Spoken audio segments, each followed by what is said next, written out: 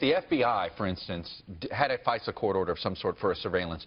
Would that be information you would know or not know? Yes. You would be told this? I would know that. If there was a FISA court order Yes. on something like this? Something like this, absolutely. And at this point, you can't confirm or deny whether that exists? I can deny it. He's denying specifically what? Yeah, he's denying that the White House, the Obama White House, put a wiretap, or any of the intelligence agencies put a wiretap on either Donald Trump or Trump Tower. So it's the idea that you remember the former president's office put out a statement and said there were absolutely no wiretap orders that came from President Obama or the Obama White House. Very specific about that entity. This was James Clapper 4 years ago, under oath, Senate Intelligence Committee.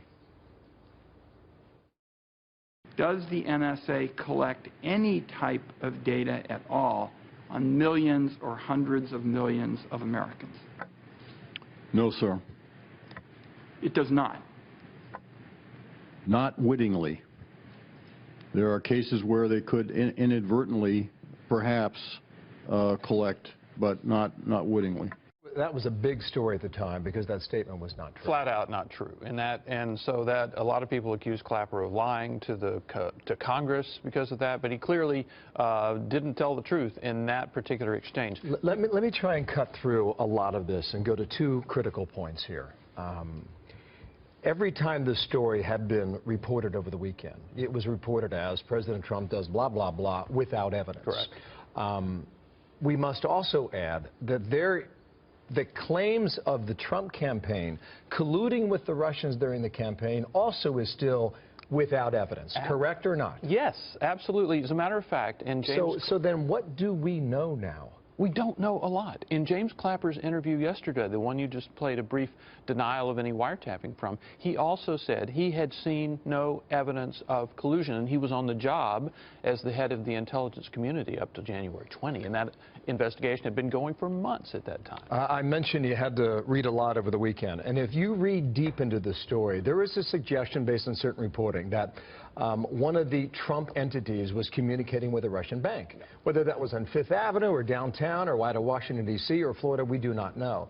But apparently the story suggests that a computer was communicating with the Russian bank by sending email, and the email was spam. So is it possible, Byron, through all of this, if you go to a FISA court in July, you're like, something's not right here. You're denied that warrant. You go back in October, you are granted that warrant. And what you find is this lone computer sending spam to a Russian bank. Is it possible, in the end, this is what this is all about? Yes or no? You know, there was a Washington person a couple of days ago who said in this case, the smoke is the fire. In other words, there's all this smoke and there's actually nothing at the bottom of it. And that could actually be the case because so far, after a lot of investigation and a lot of leaks, we have not seen any evidence about that basic question you and I started with.